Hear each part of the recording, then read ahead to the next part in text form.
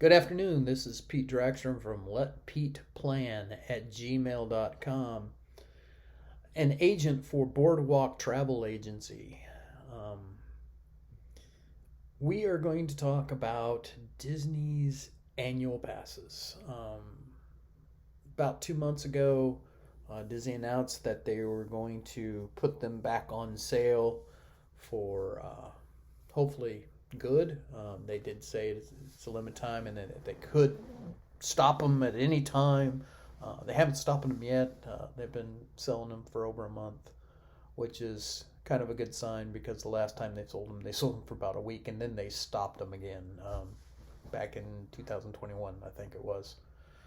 But in 2023, so far, we're still seeing those. Um, each time they have stopped them, they did not stop the selling of the Pixie Dust Pass, which is actually the pass that I have, and it's the least expensive. It is a Florida resident pass, and that's where I'm going to start off. They have four categories. You have the Pixie Dust Pass, you have the Pirate Pass, you have the Sorcerer's Pass, and then you have what is called the Incredipass. Of those four, three of them are Florida residents, and only, except for the Sorcerer Pass. It is also open to DVC members who have purchased their DVC membership directly through Disney. The only one that is available to all guests is the Incredipass, and it is the most expensive. However, it does offer you the most, and it is $1,400 per year.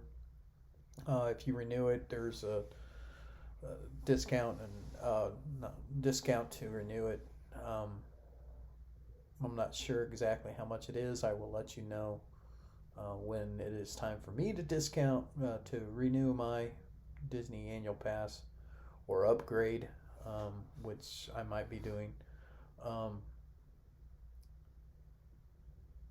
and It offers no blockout dates.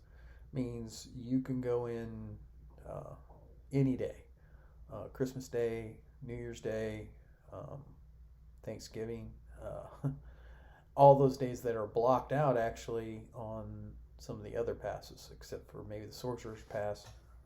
Well, actually, even those 2 days, Thanksgiving and Christmas, they are blocked out on the Sorcerer's Pass. No other days. I think the Sorcerer Pass only has 18 blockout dates. It's either 16 or 18. Um, the Pirate Pass has 64, and the Pixie Dust Pass, which I have, is got 144 days. Now, it sounds like a lot, but remember, there are 365 days a year. The Pixie Dust Pass is also sometimes referred to as the weekday pass, because it's only open Monday through Friday. I mean, I shouldn't say open. It is only available to use Monday through Friday in the parks. Now, that doesn't mean that if I'm in the parks Saturday and Sunday, I can't use it to get discounts. I can. But, okay, back to what I'm getting at. Is it, excuse me, is it worth it? Well, the only way I could figure it out is to do something I don't like to do, math. I looked at the cost of tickets, date-based tickets, and for a one-day ticket, it is $109 per day. However, that $109 per day is a one park ticket. Your Disney annual pass is has the park hopper option. So to make this comparison, apples to apples, I had to look at how much it would cost for the park hopper option, and that is $65 per day. So you take the 109, you add the 65, and you're talking about 174. Now, 174, 1,400, you know it's not going to be, it's one day anyway. However, if you then look at multiple days, say you look at 10 days, and at 10 days, the cost per day is $60 for your base ticket at $600. And then you add on $650 more because you're getting the park hopper for 10 days, and you're looking at $1,250. It's getting closer to that $1,400, right? Well, if you are staying at a Disney resort those 10 days that you go to the parks, then you're still paying $1,250 plus tax. However, if you are staying off site and you have to drive in, you're going to be looking at parking fees, which are included with your Disney annual pass. And that is $25 a day for standard parking. Now, they do have something that's called preferred parking, but that's not included in your Disney annual pass, so I'm not going to include it. So I'm thinking about $25 a day. So take that $1,250 that you spent plus tax that you spent for a 10-day ticket. Add $25 a day or $250 to that ticket, that 10-day ticket, and we are looking at $1,500.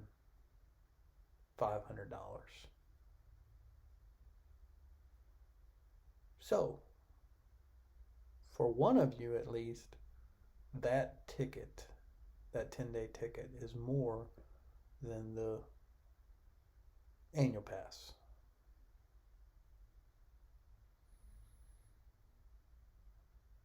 Now, I'm not a mathematician. However, I did the math, and there you go. If you're talking about the cost of a 10-day ticket, if you're going to, if you say, okay, we're going to take a 2-week trip to Walt Disney World, we're going to spend 10 days in the park. We're gonna stay outside the parks, outside the resort, to save a little money. You're still talking about spending $1,500 per ticket for 10 days tickets. Now, if you split that up and you purchase it like that, now, say you're a frequent visitor of Central Florida area and you want to go into the parks, and you are staying at no-till, motel, or some other budget hotel off property, and you come in multiple times, 4 or 5 days each time, and you want to go to the parks those days, or 5 or 6. Say you want to spend 4 days one time and 7 days the next, or 6 days and 5 days. Who knows? That's 11 days, and you're buying a 5-day ticket and a 4-day. Say you're paying a 5-day ticket and a 4-day ticket. Well, a 4-day ticket without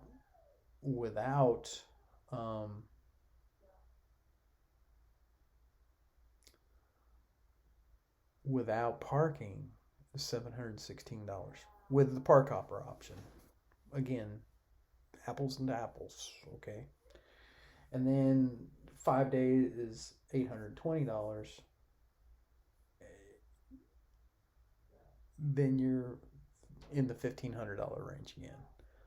Even if it's 2 4-day tickets, we're talking 716.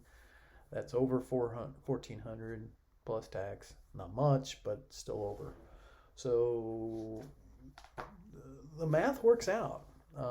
It is not impossible to save money by purchasing the annual pass. And the one thing about the annual pass is this: I buy it today, but I don't use it until July. My renewal date would be in July because I had purchased my annual pass in December of last year. We didn't use it till March, and now my renewal date is in March, because it was the first time I used it.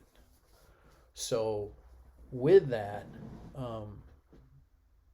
it worked out. And trust me, with my $400 Pixie Dust Pass, I've already gone through. Even, don't pay for parking. I've been there, and this is just since the 3 days that in March.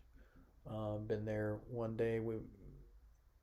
Me and my wife and my child went to Epcot.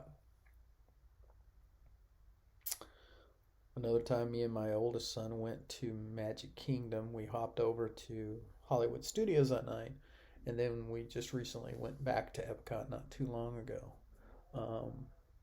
And I know for a fact, for me, I've already paid.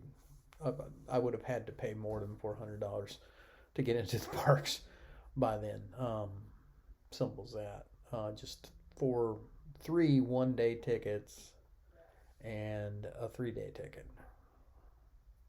No, actually it was a 4-day ticket, excuse me. So even more. So I've spent 7 days in the parks with my annual pass. I have paid. I would have spent more than $400 going to Walt Disney World if it wasn't for my annual pass. Now with discounts and stuff, I know I've made up. I know everybody in my family probably has made up for it. Usually get about 20 to 30% on merchandise and around 10% for food, depending on where you eat. One thing, if you do get it, ask if they accept the Disney annual pass discount. Most of them will say yes, or a lot of them, like if you're at a restaurant, they'll go, "Oh, do we have any discounts today?" And you say, "Yes, we have Disney annual pass." And if they say they don't take that, then just say, no, don't do that. Just say, "Oh, okay, I'm just checking." They don't mind you checking. There have been a couple times where I've asked and they said no, they don't. But that's that for today. Don't forget, if you have any questions about annual passes, trips to Disney, if you want to plan your next wonderful Disney vacation or Universal Orlando vacation, contact me at letpeteplan, all one word, all lowercase, at gmail.com. Till next time, have a great time. Actually, have a magical time. Possibly, I'll see you in the parks. Goodbye.